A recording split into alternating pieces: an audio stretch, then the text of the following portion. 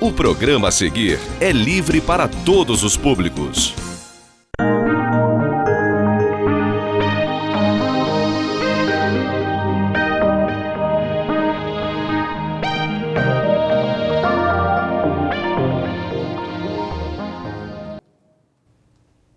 Olá, como vai você? Tudo bem? Estamos dando início a mais uma edição do programa O Direito em Família.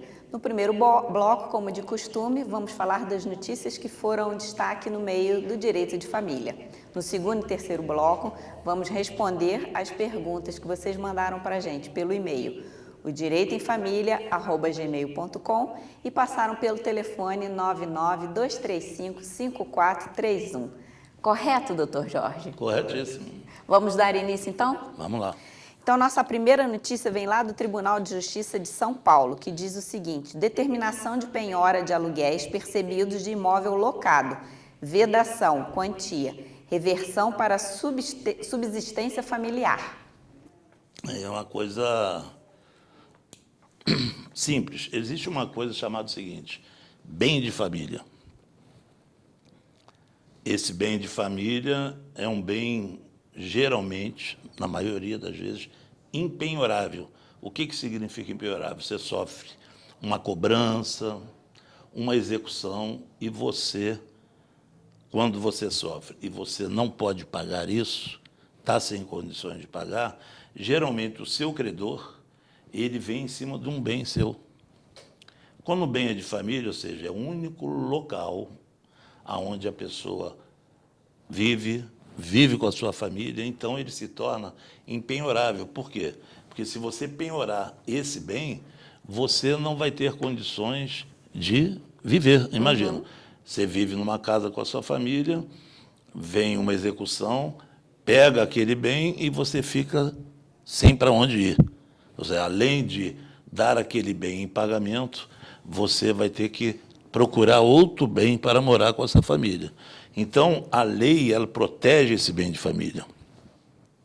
No caso aí, é algo parecido e que a Justiça entendeu que configurou o bem de família. As pessoas tinham o bem de família. Esse bem de família, eles sofreram a execução, estavam devendo, só que eles tinham pego esse bem de família alugado e foram morar de aluguel em outro local. Então, você, a princípio, você pode entender o seguinte: ele abandonou um lugar que era dele, que configurava bem de família, e foi morar de aluguel. Na explanação de motivos, ele colocou que a situação do imóvel que ele estava morando necessitava de reformas, e, por necessidade de reforma, ele não tinha condições de fazê-lo. E que, se alugasse, ele teria condições de... Ele alugou o bem de família, ele teria condições, fez um contrato para que a pessoa reparasse o imóvel, pagasse o aluguel a ele, e ele teria condições de morar em outro local. Então, a Justiça, depois desse debate todos, né, de razões e contra-razões do credor e dele, que era devedor, no caso, aí o pai da família, entendeu que eles utilizaram o bem de família por uma razão justa.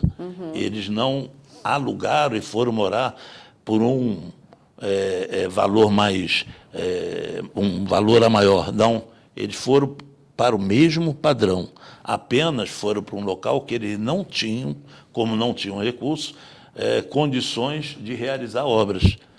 E como o imóvel dele era um imóvel um pouco mais sofisticado, o bem de família um pouco maior, ele saiu para que, no contrato, a pessoa que alugasse fizesse a obra e continuasse pagando aluguel, o que poderia dar condição dele pagar o atual, para onde ele alugou. Então, a Justiça entendeu que aqueles aluguéis são impenhoráveis, porque os aluguéis servem para ele pagar o aluguel de onde ele está morando, ratificando que aquele bem se considera como bem de família. Muito bem. Doutor Jorge, o Tribunal de Justiça de São Paulo fala sobre exoneração de alimentos, filha maior, curso universitário, manutenção da pensão alimentícia. É o que nós discutimos No programa passado. no programa passado, não foi? Uhum. Teve um caso desse que parece que houve uma pergunta de se poderia exonerar o filho ou a filha. Com 22 anos que ele estava... Isso. É o caso. A filha universitária, o pai certamente entrou com uma ação de exoneração, dizendo que ela já tem mais de 18 anos, e por ela ter mais de 18 anos, ela poderia bancar o seu sustento. Em contrapartida, ela respondeu que não.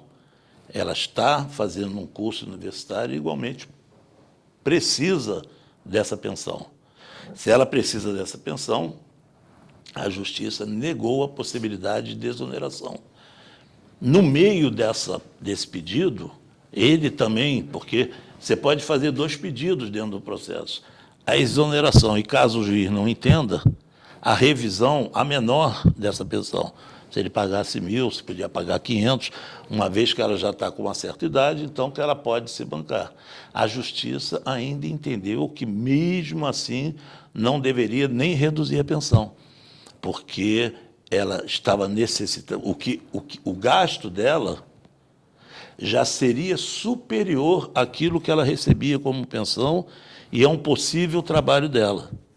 E que a possibilidade do pai não tinha tido nenhum reflexo de decadência, de diminuição, e que ele poderia perfeitamente, até os 24 anos, ou ao término da universidade, continuar com essa obrigação. Foi mantida a pensão.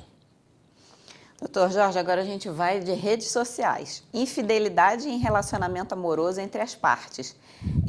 Exposição nas redes sociais, indenização por danos morais. Isso é uma decisão lá do Tribunal de Justiça de São Paulo. É uma coisa bem interessante, né? Porque eu já falei aqui milhares de vezes que a questão da infidelidade, ela não, e como vai demonstrar aí, né, ela não gera nenhum problema nos direitos das pessoas. Uhum. Então, se houve uma infidelidade por parte do homem ou da mulher, ou dos dois, se eles têm um patrimônio na hora da partilha, se um, vamos botar aí entre aspas, traiu, não vai ter menos um pouquinho na sua divisão. Não, ele vai ter os seus direitos preservados. O que é diferente nesse caso. Houve uma infidelidade e foi constatada através das redes sociais, que gerou um dano moral. Então, é possível que, a partir do momento que existe uma infidelidade, um tipo de traição, e que vire uma chacota, uma informação, ou que várias pessoas fiquem sabendo a respeito disso, gerem um comentário, é possível que se tenha uma indenização em relação a isso. Seria mais uma ação de dano moral. Geralmente, aí não foi, inclusive, a vara de família, que entrou foi uma vara civil, mas é possível entrar isso também na vara de família. O juiz pode declinar, falar, não, essa questão do dano moral que vai ser discutido na vara civil.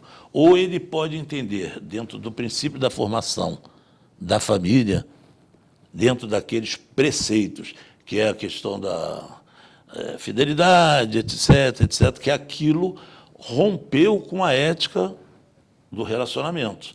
Se rompeu com a ética do relacionamento, a pessoa que rompeu não vai perder direitos, não vai perder patrimônio por causa disso, não vai perder direito à guarda compartilhada, nada disso. Mas foi uma questão pessoal com a outra parte envolvida e que gerou um dano, então o juiz, mesmo na vara de família, não é comum, mas ele pode decidir por um dano moral a ser pago por aquele que ocasionou o dano. Muito bem, doutor Jorge. O Tribunal de Justiça de Minas Gerais fala de uma ação de alimentos, fixação, partilha e comprovação. Isso nada mais é do que aquela pensão compensatória. Você entra num processo de divórcio ou processo de dissolução de união estável, aonde você tem um patrimônio e vive, tem rendimentos desse patrimônio. Ou mesmo que não tenha patrimônio. Depois eu vou explicar outra forma. Você entrou nesse processo, o divórcio ou a dissolução, como é um direito pessoal de cada um, pode ser decidido imediatamente. Mas a questão da partilha é uma questão que requer provas. Se requer provas, é um processo que pode demorar. Normalmente demora, né? E já demorou muito mais. A partir do momento que a doutrina estudou um modo de acabar com isso, criando a questão dos alimentos compensatórios, significa dizer o seguinte: geralmente quem ficava desamparada era a mulher. Você tinha 10 imóveis,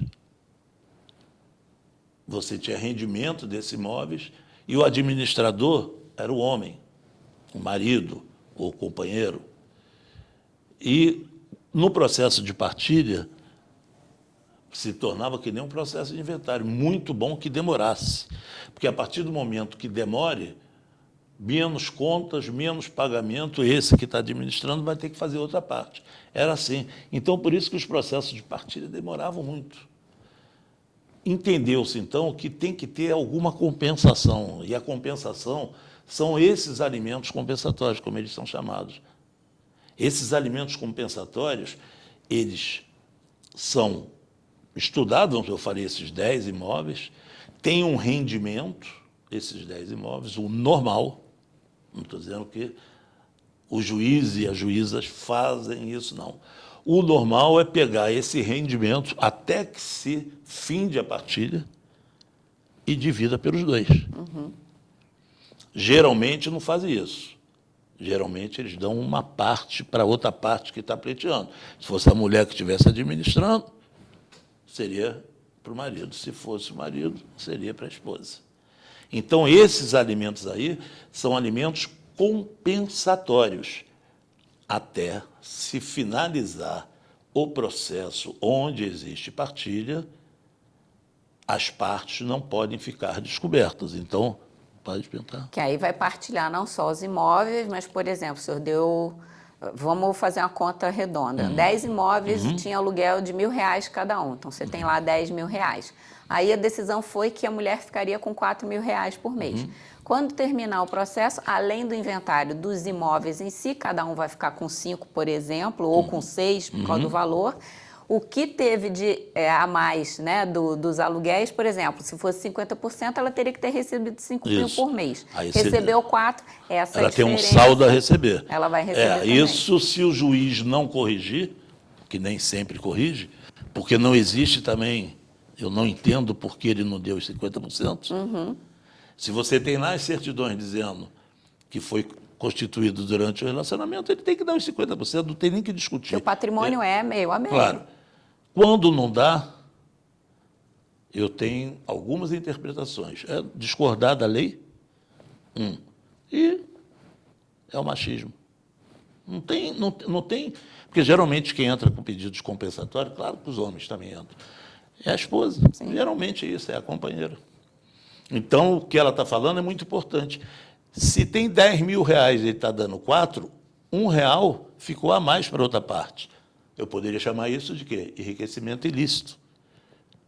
Então, você tem que pleitear na partilha. O juiz partilha os 10.000, agora é 5 para cada um. E os 1.000 que ficou nesse tempo todo? Cabe ao advogado registrar isso, colocar isso e requerer isso, que pode ser até motivo de recurso. E geralmente vai ganhar, porque se deu, tem que dar corretamente. Essa é a minha opinião. Existe outra maneira de você ter os alimentos compensatórios, muitas das vezes sem bens. Você tem um casal com filhos que vivem há 10 anos, a esposa cuidando dos filhos, e o cara muito bem colocado numa grande empresa, um diretor, o que for, e dá uma vida A, B ou C, muito boa, de viagens, de restaurantes, ou seja, uma vida boa para os filhos e para a esposa. Mas tem que entender que isso foi tudo mediante a um trabalho dela também, que ela estava lá cuidando disso. você não quer que da noite para o dia, né? Porque aí vira uma máquina registradora, vira um negócio puramente técnico. Você vive 10 anos dessa maneira, da noite para o dia, fala, meu amor, acabou, não dá mais, cessou, vamos nos divorciar. Um abraço, você fica aí com as crianças, ou eu levo uma, você fica com outra, e vai à luta, vai arrumar emprego. Pessoa fora do mercado de trabalho, desacostumada disso, não que não trabalhe muito mais do que estando lá no mercado de trabalho. Mas, então, há de haver uma compensação, nem que ela seja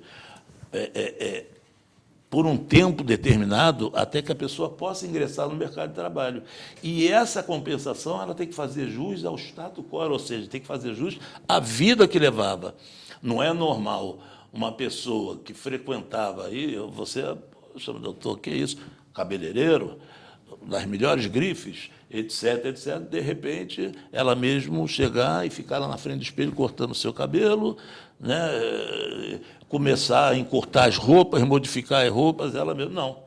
Ela vai ter que ter o mesmo tipo de vida se existe a mesma possibilidade daquela, durante o período que for determinado. Evidente que isso não é ad eterno, não é para a vida toda.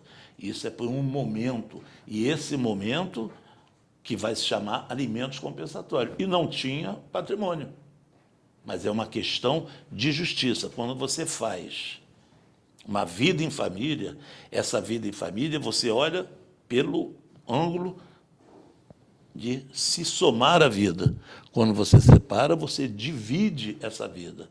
Quando estava no âmbito de somar a vida, tem que estar respeitado ao dividir a maneira que ela estava somando. Não pode ser diferente. Jogar a pessoa, porque antigamente era assim, separou, a mulher ficava... Com a mão na frente e outra atrás, se vira. Se vira, e casos de muita prostituição. Casos de muita prostituição. Então, em defesa, entendeu, da vertente, quer dizer, o avanço do direito de família na questão da mulher, esse é mais um que prova, são os alimentos compensatórios. Porque 99% dos casos de partilha que demoravam 10 anos é porque o administrador era o homem. Que bom que isso mudou. Que bom. Doutor Jorge, a gente vai para o intervalo agora.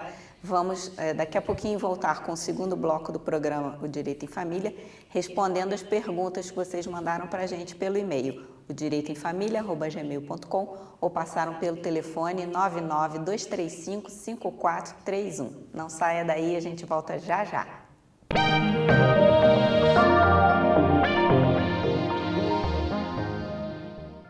Acesse tvzoom.com.br e fique por dentro das principais notícias de Nova Friburgo.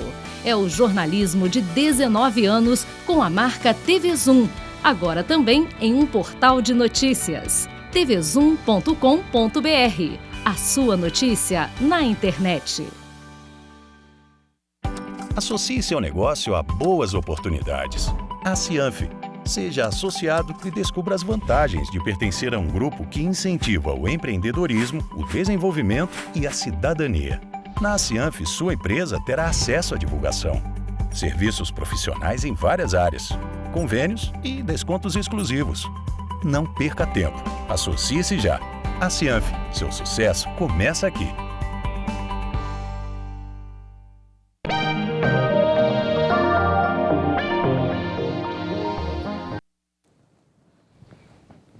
Olá, voltamos com o segundo bloco do programa Direito em Família. Agora a gente vai começar a responder as perguntas que vocês mandaram pelo e-mail odireitoemfamilia@gmail.com e passaram pelo telefone 99235-5431. Doutor Jorge, vamos lá. Meu marido faleceu e tínhamos um apartamento onde morávamos. Os filhos do primeiro casamento querem vender o apartamento e eu não tenho para onde ir. Eles dizem que me darão a metade da venda, doutor. Eu não posso concordar. O que devo fazer? Olha só, isso é uma questão aparentemente simples, né? Porque a senhora tem o direito real de habitação, independente do regime de bens que a senhora tinha com seu ex-marido, se era comunhão universal, parcial, não tem problema. Se é o único bem que a senhora tem, que vocês tinham, quer dizer que o bem era dele, não era seu, o bem, mas era um bem intitulado residência familiar, a senhora vai continuar. Então, os filhos dele têm o direito de querer fazer o que quiser. Se não for proveitoso para a senhora, ou seja, eles lhe dão a metade. Se com essa metade a senhora não consegue viver, a senhora não pode concordar com isso. Então, a senhora tem que procurar a defensoria, tem que procurar um advogado para ver os seus direitos. E os seus enteados saberem que eles não podem tirá-la do local. Faleceu. O cônjuge que sobrevive tem o direito residencial de nunca sair do local desde que a situação não mude. Qual a situação que vai mudar? Casou de novo, está com um novo marido, botou em casa, conseguiu uma outra pensão, comprou um imóvel, herdou um imóvel. Porque quando falece e tem um imóvel só, os filhos, vai ficar para os filhos a parte que lhes cabe. Se for de separação de bens, principalmente, vai ficar com todo. Mas o direito real de habitação continua naquela pessoa que morava lá. Então, a posse só vai ser possível após ou o falecimento dessa pessoa, ou essa pessoa mudar a sua vida, até mudar mesmo, quero mudar de casa, um abraço para vocês, ou mudar a vida substancialmente no sentido de modificar as suas condições de não necessitar daquele imóvel. Então, a senhora tem o direito de estar ali. Mas esse direito ele não é pendurado na porta. Não saia em hipótese alguma. Não vai morar na casa da prima, não mora um pouquinho ali até resolver a situação, não. A senhora fique lá, como sempre esteve. Procure a defensoria ou procure um advogado, a senhora quem vai decidir diante das suas posses, e a senhora vai estabelecer essa questão, porque antes do que eles entrem contra a senhora já pode entrar pedindo para que seja configurado o artigo 1831, salvo engano, não sou muito bom de número, não, que lhe dá direito que lhe dá o direito redundante ao direito real de habitação. Tá? Porque aí a senhora fica garantia. Ou fazendo sempre os acordos que forem bons para a senhora. Se a senhora receber 50%, não tem condições de viver, não faça isso, sabendo que o direito de residir, de morar, é seu. Doutor Jorge, vou me casar e vamos fazer pacto antinupcial. Deixa eu só concluir um negócio. Só para concluir, caso eles venham a vender, quem comprar tem que saber do seu direito real de habitação. Saber que não vai poder tirá-la de lá. Se existe algum maluco que compra um imóvel para que não possa, é a mesma coisa do usufruto. Todo mundo fala, botou usufruto lá, é bom que não pode vender. Pode sim, mano. Vender não tem problema, não. Aí tem as pessoas, essa lenda, não pode vender. Pode, só que eu não vou comprar uma coisa usufruto, a pessoa podendo durar mais 20, 30, 40 anos. Eu comprei uma coisa que eu não posso fazer nada. Uhum. É o caso do direito real de habitação. Então, é bom que a senhora ajuize a ação para que isso fique configurado em lei. Explique, olha, éramos casados, é o único bem que tínhamos, moramos aqui há tantos anos, etc, etc, ou união estável, não tenho direito porque era separação de bens. Coloque o regime de bens, mas não tenho para onde ir, não tenho rendimento, então tenho o direito real de habitação. Fica configurado isso, porque a partir do momento que for vender, que eles forem vender, aquilo vai estar registrado no cartório. Muito bem. Desculpa. Não, imagina.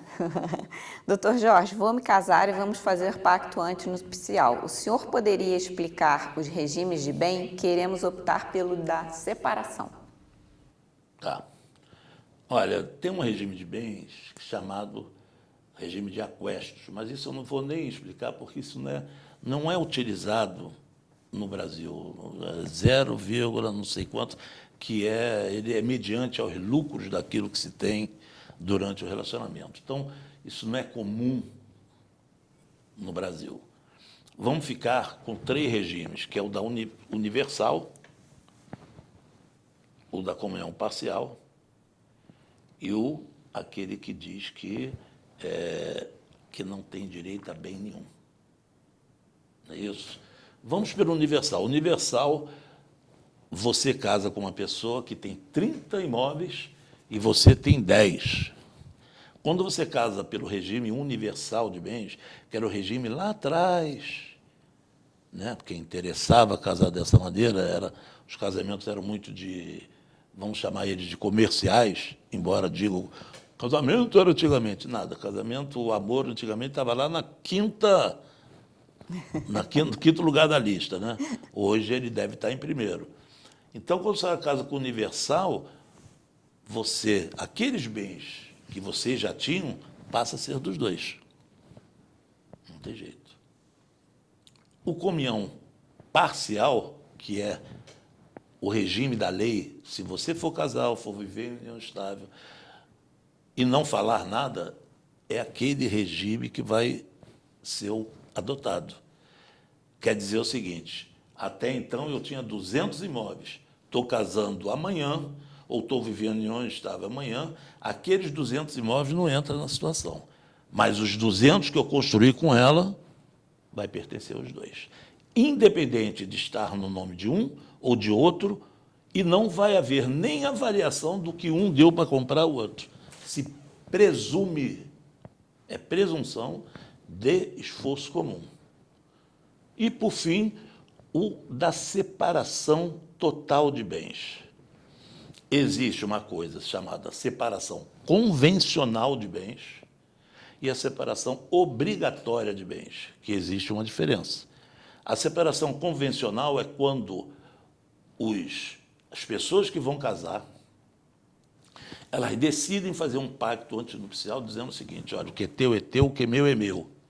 Então, nós estamos pactuando, convencionando que nós vamos casar, cada um com as suas posses.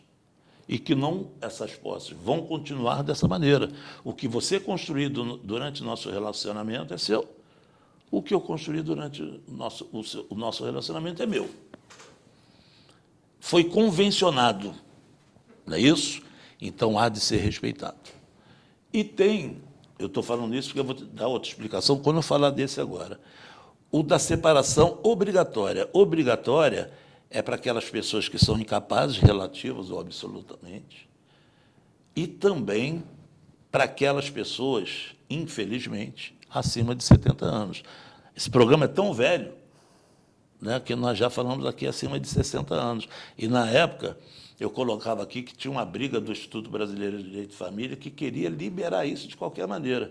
Aí teve que fazer composição, porque parte da Câmara dos Deputados queriam manter os 60 anos, fizeram a composição, melhorou um pouquinho, foi para 70. Quer dizer, a pessoa começa a ser idiota aos 70 anos de idade. Né? Porque a pessoa, eu posso falar, minha mãe tem 91 anos de idade. Aí eu e meu irmão falar alguma coisa que nós que vamos fazer isso, que vamos fazer aquilo. Ela está lúcida, senhora dos seus destinos, com tranquilidade.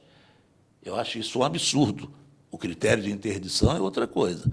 Agora, você idiotizar a pessoa por força de lei, por interesses econômicos, essa é a minha opinião a respeito disso. Mas, com 70 anos, você tem que casar com a separação obrigatória de bens, não é convencional.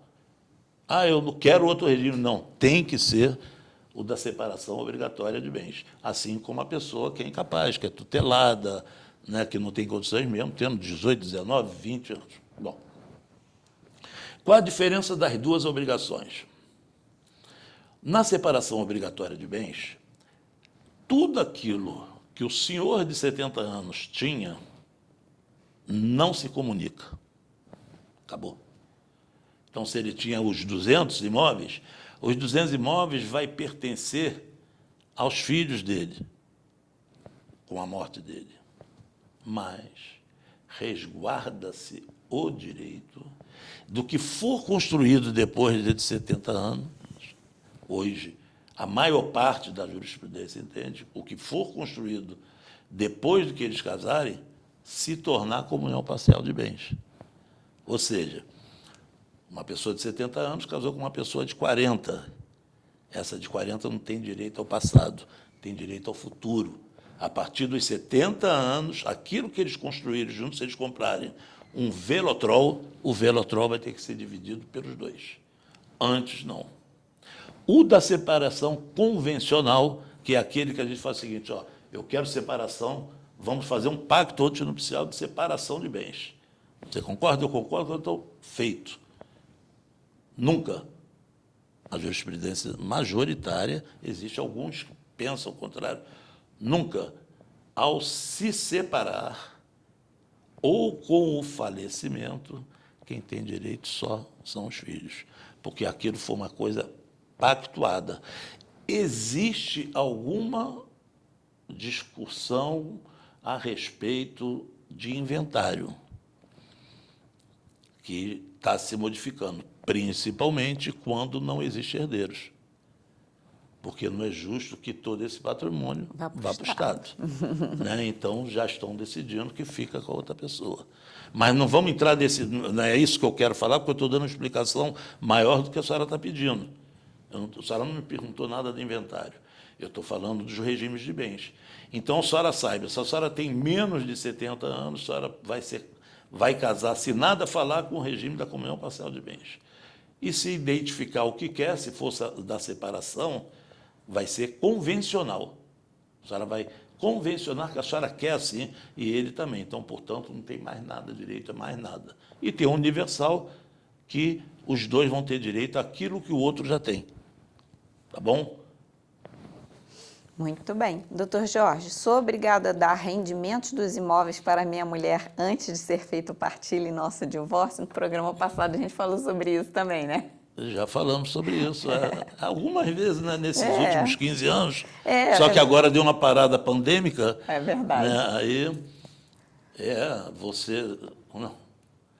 você não é obrigado a dar dos seus imóveis, até porque os imóveis não são seus, meu amigo. Os imóveis são de vocês. A não ser que tenha, como a pergunta passada, separação convencional de bens. Se for isso, eu não tenho. Se tiver no seu nome, é seu. Se tiver no nome dela, é dela.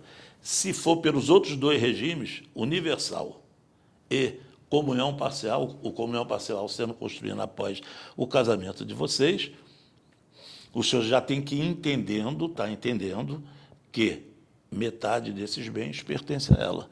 Se metade desses bens pertence a ela, o advogado dela ou a defensoria pública certamente vai pedir os alimentos compensatórios. Eu digo mais o seguinte, quando a pessoa não é especialista, aquele negócio, você vai... Eu costumo comparar com o médico, você vai... o coração deve ser cuidado pelo cardiologista, porque às vezes ele tem uma pinçazinha que o ortopedista não vai ter para o coração. Ele sabe de coisas, evidentemente, e vice-versa. Então, o especialista na área de direito de família, certamente, ao entrar com o divórcio e partilha, já vai pedir os alimentos compensatórios. Faz uma ação à parte, pedindo os alimentos compensatórios. Fazem todas. Todas consigo. Não consigo nunca o danado dos 50%. Que tem que lá no futuro brigar pela diferença na partilha. Eu não sei o que é isso. Ou eu sou muito ingênuo, né, mas eu não entendo esse tipo de coisa, mas tudo bem. Então, o senhor vai ter que fazer isso. Claro que o senhor não vai ter que fazer isso. Se o senhor não quer fazer, o senhor fica quietinho no seu canto lá. Quem tem que pedir é ela. A justiça, ela tem que ser provocada. Um juiz não vai falar assim, o senhor tem 30 imóveis, o senhor vai ter que dividir o rendimento com ela. O juiz não vai falar nada disso, não foi pedido. O juiz não pode decidir além do que foi pedido, ou inventar um pedido. O juiz não é parte, o juiz é juiz. Então, cabe ao seu advogado ou à defensoria entrar com esses alimentos compensatórios. Ao entrar com os alimentos compensatórios, certamente, se eu tendo esse patrimônio, ela vai ter direito, defendo eu, a metade dos rendimentos até que a partilha saia. Aí nós vamos cair na mão, se for aqui em Friburgo, de um juiz e de uma juíza, vamos ver o que eles vão decidir. Mas eles vão dar os alimentos compensatórios, provando tudo bonitinho, provando que pertence aos dois, provando a condição do regime de bens, eles vão dar. Eu falei programa passado, mas na realidade o senhor falou sobre isso no primeiro bloco, né? No Boletim das Famílias, dessa questão dos alimentos compensatórios. É a idade, doutor Jorge, a gente confunde as coisas, é a idade. tá tudo certo. Você sabe que eu estava lendo esses dias, é até bom que as pessoas saibam, eu ia pegar meu celular aqui, mas eu sou muito lento para procurar as coisas. Tem o nome de uma doença, todo mundo acha que o nosso esquecimento é Alzheimer, né? Não. Até a gente saber o que é Alzheimer, quer dizer que nós não estamos com ele.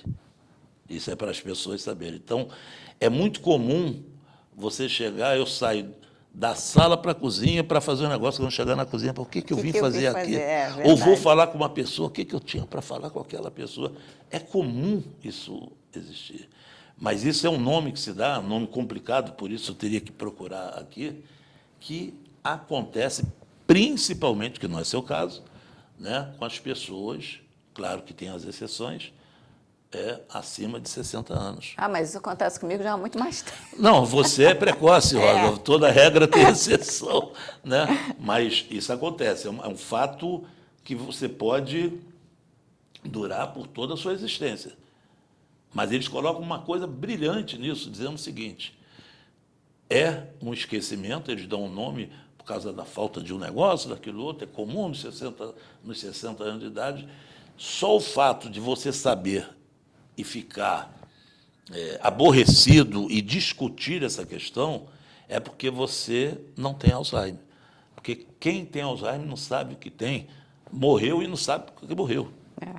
Na realidade, assim, eu tenho um médico que ele disse que isso, na realidade, é uma distração, porque você pensa um monte de coisa e, de repente, pega e esquece. E o que eu sempre fiz, esse exemplo de sair de um cômodo e ir para outro, o que eu vim fazer aqui mesmo? Eu volto para o cômodo anterior, penso e faço o caminho de novo. Normalmente, eu lembro. Eu queria dar o nome. O senhor quer que eu continue falando para o senhor pesquisar aí? Não, rapidinho, está aqui.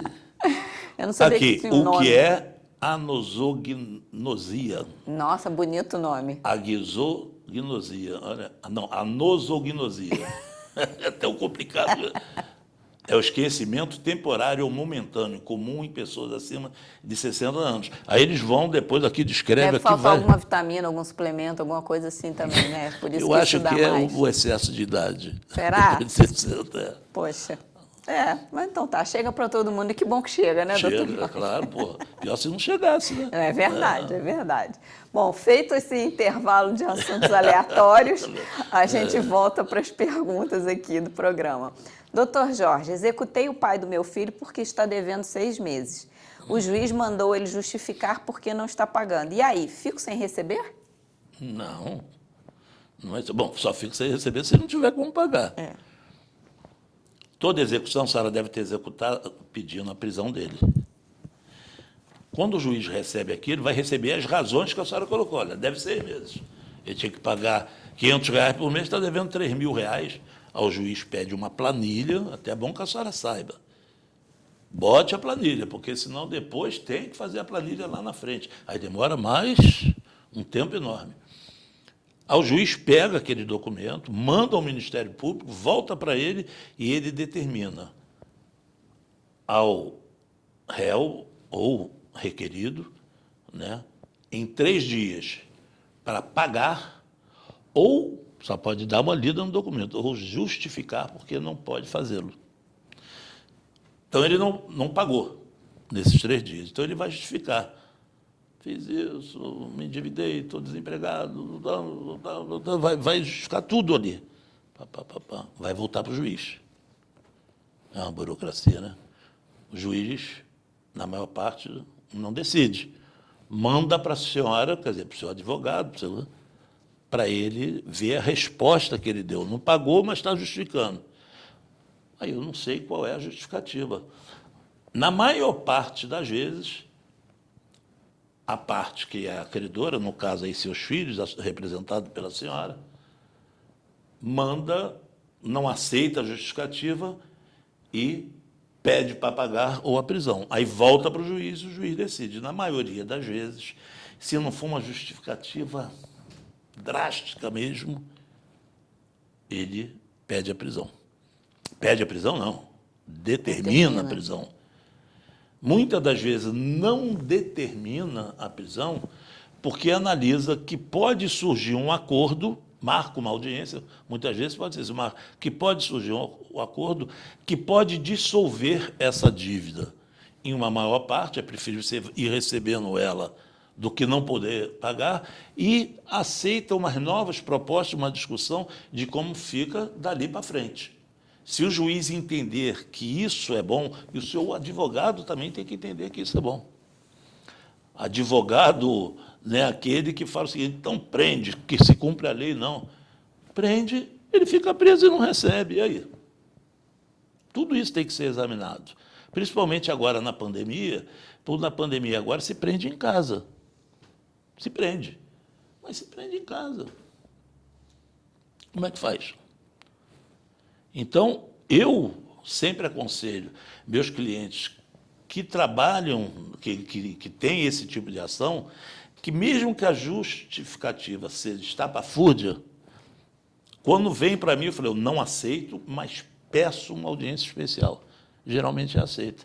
Porque nessa audiência especial, cara a cara, você pode resolver o negócio.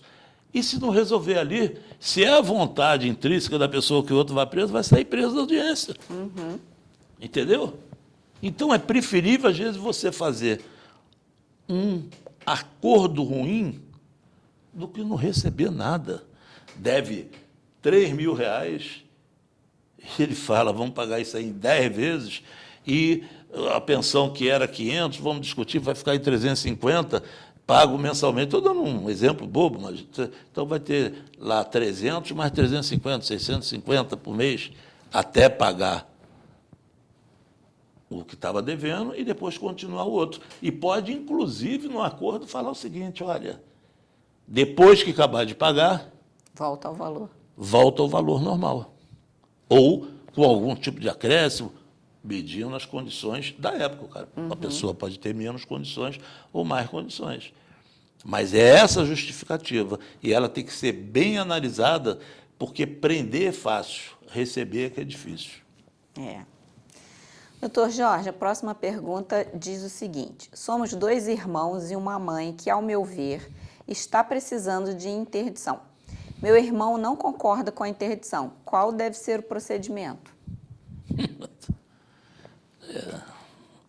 É um troço chatinho, muito desagradável esse negócio de interdição, né? Porque você vai envelhecendo e fala, como é que vai ser comigo? Né? A gente nunca sabe. E existe aí 2 irmãos, é difícil, 2 irmãos, e um dizendo que, ó, ela é interditável, e o outro dizendo, não, não é interditável. Se não houver acordo entre vocês para entrar com essa ação de interdição amistosa, ela passando por todos os processos que podem levar ou não à interdição, você vai ter que ajuizar sozinho. E, do outro lado, você vai ter a sua mãe e seu irmão. Porque ela sempre vai ser a oposição, mesmo que não represente, porque aí vai ter o curador, que vai ser a defensoria, vai funcionar como curador nisso.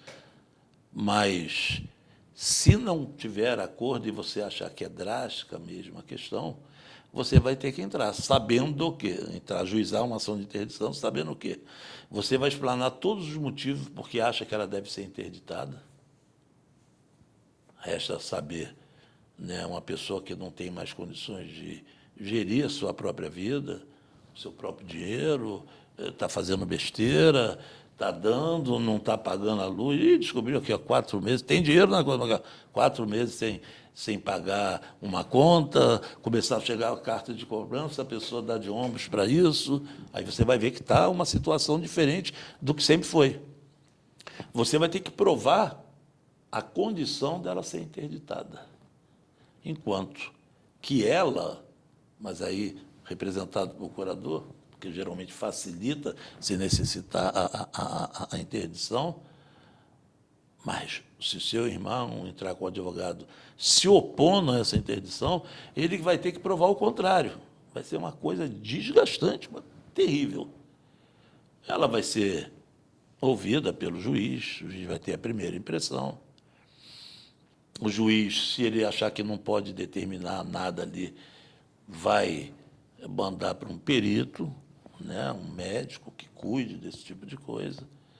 Porque a primeira reunião, vamos chamar assim, a primeira entrevista entre o juiz e uma pessoa para ser interditada, ele vai para bater um papo para ver ele ter essa noção, né, se realmente precisa ou não. Para ele dar um despacho dele, ele pode dar um despacho dizendo que, olha, não tem nada disso, não. Mas só pode recorrer da decisão do juiz. Como ele pode dar um despacho, só quero pedir, porque eu achei profundamente grave a situação dela, agora quero me certificar. Ou então ele fala, vou interditá-la liminarmente, cautelarmente, enquanto o processo segue. Aí o seu irmão pode recorrer disso também. Então, você está entendendo? A situação é bem difícil, mas só tem um meio de fazer. Ou vocês entrarem num acordo, ou através da justiça. Porque quando não há acordo, só a justiça pode resolver em todas as questões. Não tem outra saída a fazer. Eu sei que é chato, muito chato, queria jamais passar por isso, não quero que minha mãe está com 91, tá? Quero que nunca isso precise acontecer. E realmente deve ser uma situação bem complicada, né, doutor Jorge? Porque eles não concordam em relação ao estado da mãe, e isso provavelmente deve estar dificultando algum tipo de ação. O relacionamento deles, inclusive. Pode estar... Mas o problema não é só esse, não. Mas, às vezes, você bota a questão... As pessoas levam a coisa muito para o lado do financeiro. Uhum. Né? Eu vou... Um momentinho. Eu vou interditar, aí a gente deduz que o outro não quer interditar, porque ele pode controlar as questões. Né? Pô, se não interditar, eu controlo ali, controlo o direito. Muitas das vezes não é isso, pode não ser o seu caso. Às vezes é questão de amor. É questão de o outro filho achar o seguinte, eu não consigo interditar minha mãe. É uma coisa humana. Né? Ele pode falar o seguinte, não, eu tomo as dores, eu vou, venho, faço, deixa ela ficar assim, mas eu não vou interditar. Entendeu? Fica com aquele receio, pensa nele depois e pensa, ela vai ter um lapso de iluminado e vai ver, pô, meus filhos me interditaram. Pode ser isso. Então, sempre eu acho que pode-se ter uma conversa muito boa sobre isso. Tem até terapeutas e psicólogos que cuidam dessa questão de interdição. Chamam para reunião antes, para entender o lado positivo, negativo, chamam a pessoa. Acho que vocês poderiam procurar um serviço de ajuda profissional para decidir conjuntamente essa questão. Eu estou dando mais uma solução pelo lado humano do que pelo lado jurídico. Né? Pelo lado jurídico é pão, pão, queijo, queijo. Doutor Jorge, a gente vai encerrar agora o segundo bloco do programa Direito em Família e a gente volta daqui a pouquinho com o terceiro e último bloco do programa Direito em Família. Até já.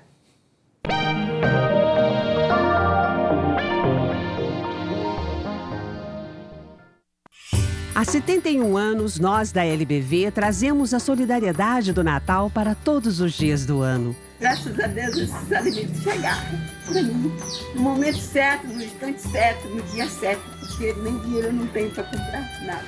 Hoje, mais da metade dos brasileiros não tem alimentos suficientes para colocar na mesa. Juntos, nós podemos mudar isso. Eu agradeço a Deus e oro por vocês. Doe agora, lbv.org.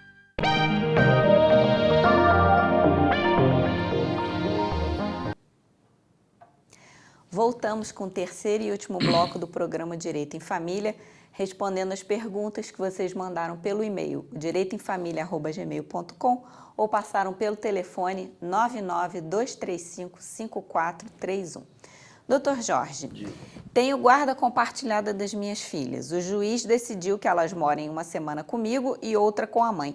Isso é legal? Não consigo ficar com elas semana sim, semana não. O que fazer? Para mim, eu vou dar uma resposta inusitada. Isso é legal. É bem legal. E é legal. é bem legal do ponto de vista de, poxa, legal. O senhor vê, o senhor comentou, né, no programa passado e nesse também dessa questão, né, de aqui em Friburgo especificamente a gente ter muito isso, né? E isso está refletindo nas perguntas, né? Porque as decisões aqui em Friburgo estão sendo nessa linha, né? Tanto a equipe técnica, ela procura, às vezes, ela faz as entrevistas e nessas entrevistas ela nota brigas, conflitos entre os editores, até às vezes nota algum tipo de, vamos chamar de fazimento de cabeça, né? de alienação da criança, que dá algumas respostas, ela nota prontas. E para detonar isso, vem lá na conclusão do relatório, que o pai era meio assim assado, ele realmente é isso, faz aquilo, a mãe é assim assado, que o pai falou tudo, mas para o melhor interesse da criança, é como se fosse uma punição, né? Não, é para consertar. Porque ele já nota que a criança está vivendo de modo equivocado esse momento de conflito, está respingando nela. Então, eles propõem a guarda compartilhada com convivência alternada. É o que está ocorrendo aqui. E, olha, essa é uma opinião minha há quase 10 anos. Eu aplaudo aqui as duas varas de família, a equipe técnica que está pensando realmente no melhor interesse da criança. Porque, antigamente, qualquer queixa, qualquer situação, porque ele não faz isso, porque ele não faz aquilo, porque ele não cuida direito, né? Aí já falava, então vamos deixar menos tempo para menos tempo. Tudo é uma progressão, porque a guarda compartilhada, quando surgiu, dizia lá no seu segundo artigo, dizia o seguinte, que a guarda compartilhada induz e prioriza 50% para cada cônjuge, para cada genitor. Hoje está se fazendo. Então, teve um progresso, essa guarda compartilhada, para uma situação muito melhor. Eu sei que a senhora, às vezes, não consegue, porque a senhora vai ter saudade, mas a senhora tem que pensar no outro lado, que o pai também vai ter saudade. Na verdade, é o contrário, a pergunta é do pai. É do pai? É do pai. Então, não, eu continuo com a coisa, agora eu vou mudar um pouco o coisa. Quer dizer, aí o nobre amigo está achando que, por exemplo, porque ela vai ter que morar uma semana com o senhor e uma semana com a esposa, que o senhor não tem como ficar uma semana com ela. O senhor imagina se a outra parte alega a mesma coisa, a criança vai morar sozinha. Claro que o senhor tem como. E se o senhor não tem, vai criar condições disso. Vamos supor que eles ainda estivessem casados e a mãe morresse. O que ele ia fazer com a filha? Muito bem, mas olha só. São coisas que eu tenho que utilizar em audiências aí, ó. Vou aprendendo. Como é que ficaria?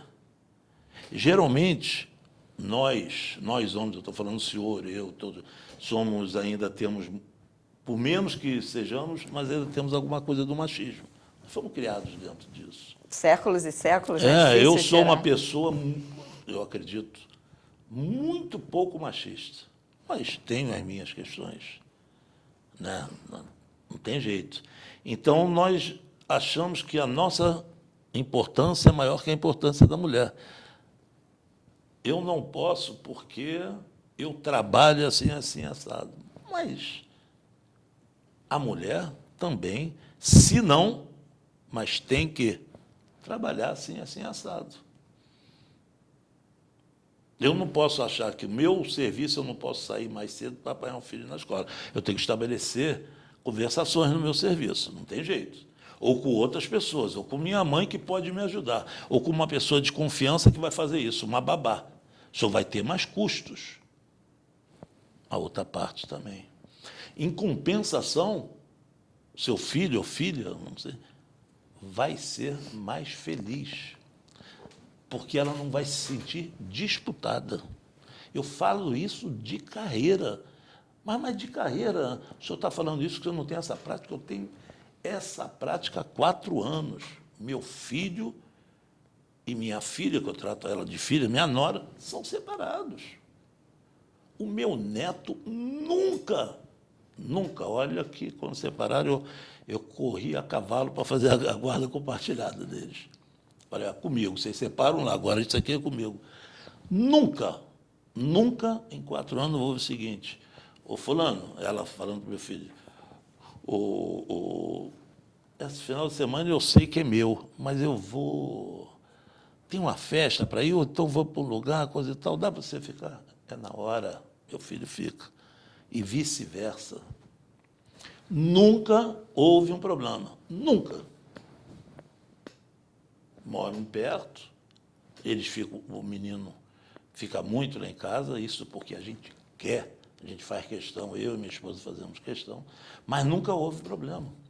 E eles não saíram muito bem na época, no casamento não, eles estão bacanas, mas não saíram. Então, mas isso não impediu que eles não pensassem na criança. Então, o que o senhor tem que imaginar é que ali a criança vai estar sendo feliz. E que o senhor vai ter que, além de sustentar, ter a obrigação de cuidar. Aquela que tinha quando era casado. E a mãe também. Olhando por outro aspecto da felicidade, o senhor vai ter que viver, assim como a mãe vai ter que viver. Vocês vão ter 14 a 15 dias, um mês outro mês outro, 14 a 15 dias, para melhor cuidar de sua vida. Então, pode não concordar, mas é o que deve ser decidido e é o correto, do meu ponto de vista, né? Tá certo. Doutor Jorge, a gente está já no finalzinho do programa, mas queria fazer uma última pergunta. Minha ex-esposa não está cumprindo a sentença do juiz em relação à convivência com meu filho. O que devo fazer? Como sempre, há 15 anos eu falo aqui, tentar resolver isso conversando com ela. Se isso não for possível, colocar pessoas que sejam amigas de vocês para conversar com ela. E, se isso não for possível, entrar na justiça para cumprir essa sentença. Ela não está cumprindo e exigir que cumpra. Você pode até pedir uma inversão de guarda, uma inversão de convivência, pode deixar isso no ar, caso ela não cumpra. Você entrando nesse cumprimento de sentença, que é uma execução da sentença, está lá dita, ela não está sendo cumprida, é como se fosse um título de crédito, de dívida, você está devendo, você não executa, então você vai executar aquela sentença. Caso, ela vai ter que responder o porquê que não está cumprindo, ela vai dar os motivos. Pode ser milhares, ele está com uma esposa, ou tá, eu não sei quais são os motivos. E hoje, para convencer o juiz da gravidade dos motivos, ou dos motivos serem realmente relevantes para qualquer tipo de mudança, está muito mais difícil. Vai à audiência, o juiz deve manter, se não for algo contundente, deve manter, e vai ficar consignado que qualquer outra situação parecida com essa possa dar a inversão de guarda, a diminuição de convivência, entendeu? Tirando não a responsabilidade, tirando a obrigação, porque essa obrigação que está tendo está sendo prejudicial à criança. Então, ao olhar pelo princípio do melhor interesse da criança, o juiz vai saber decidir na hora, a pedido da outra parte, né? Então, o senhor tem que conversar, não pode conversar, pega um amigo comum, uma amiga comum, converse com ela, faça ela mudar, dizendo o seguinte, que, quando ela assistir o programa, fala, olha, se ela não tiver um motivo contundente, certamente ela não vai ter sucesso nessa empreitada dela. E, certamente, vocês vão ter que gastar, os dois, um de cada lado, dinheiro, ou vão fazer pela defensoria, ou vão ter que contratar advogado. Então, pense nisso, em esgotar todos os procedimentos antes do senhor executar. Mas, se não tiver jeito, democraticamente, o senhor tem que fazer isso, para o bem do seu filho. Muito bem, doutor Jorge. Então, com essa resposta, a gente encerra o Acabou, programa. Né? A gente termina aqui essa edição, volta em breve. Um abraço para todos vocês.